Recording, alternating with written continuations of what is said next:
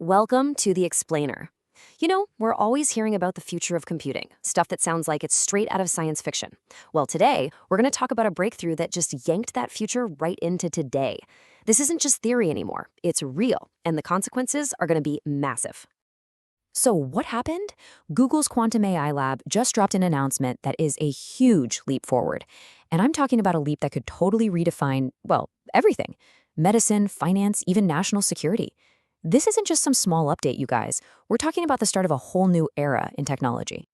All right, so here's how we're going to break it all down. First, we'll look at this big quantum leap forward.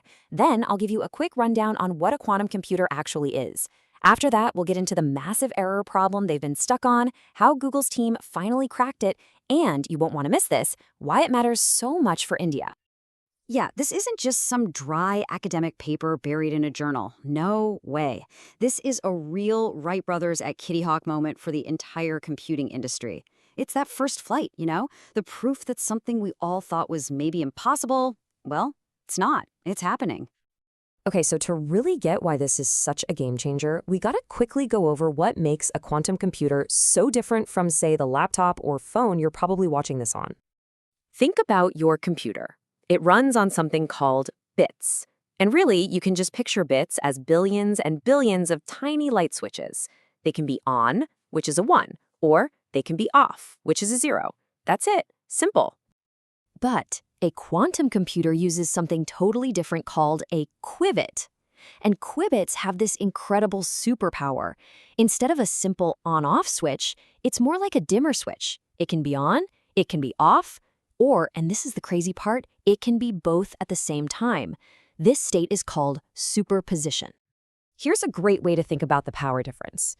Imagine you have a giant keychain, and you need to find the one key that opens a lock. A normal computer, it has to try every single key, one by one by one.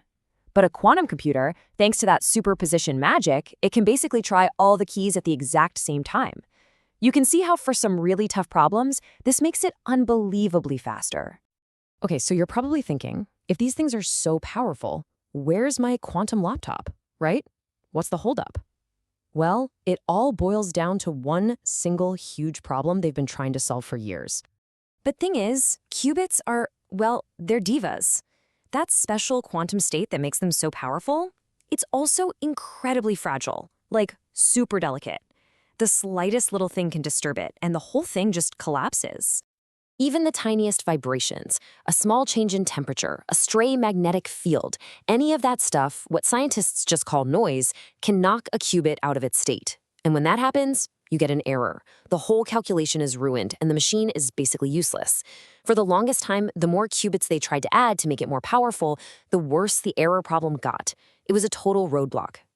But this is where it gets really exciting. This is where Google's big breakthrough, the one they just published in the journal Nature, comes in and completely changes the game. They figured out a way to tame that quantum chaos. What they did was demonstrate for the very first time in a real practical experiment, a way to actually fight back against all those errors. And the solution is called quantum error correction. So how does it work? Well, the idea is pretty brilliant. Instead of betting everything on one of those super fragile qubits, they decided to use teamwork. They group a bunch of physical qubits together to form a single, ultra-stable, logical qubit. So now, if one of the qubits in the team gets knocked around by some noise, the rest of the team can see the error and fix it on the fly. The calculation just keeps on going, totally stable. And this next part, this is the holy grail. This is what everyone was waiting for. They proved that as they made the system bigger, as they added more qubits to the team, the error rate didn't go up. It actually went down. That's it. That's the breakthrough. It proves there's a real path forward now to building the massive, stable quantum computers that could change the world. Now, an achievement this big doesn't happen in a vacuum, and it has huge, huge implications for India, which has some pretty major ambitions of its own in the quantum race. India is already all in on this. The government has committed a massive budget. We're talking over 6,000 crore rupees for its national quantum mission. That's a huge statement. It shows that India is determined to be a creator of this tech, not just someone who buys it from other countries later on. And why does it matter so much? Well, the stakes are just incredibly high. Getting this technology right is absolutely critical. Think about it. In national security, you could break almost any modern encryption. In healthcare, you could design brand new medicines by simulating molecules. In finance, you could run risk models that are so complex we can't even dream of them today. The list just goes on and on. So, look, we're not going to be buying quantum laptops at the store tomorrow. But the biggest, most fundamental barrier? It's been broken. What this breakthrough does is it sends a signal to every researcher in India and across the globe. The race isn't about if we can build a useful quantum computer anymore. Now it's about how fast. This news really just confirms it. The quantum future is coming, and it's coming a lot faster than anybody really expected. And that leaves us with a pretty big question to think about, right? As this technology really starts to take shape, which of its incredible powers is going to hit us first? Will it be new medicines that save lives, unbreakable codes, or something else entirely? And that's our explainer for today. If you want to dive deeper into topics like this, check out more blogs at www.multigyan.n. And hey, while you're at it, please be sure to like and subscribe to the Multigyan YouTube channel. It really helps us out. Thanks for watching.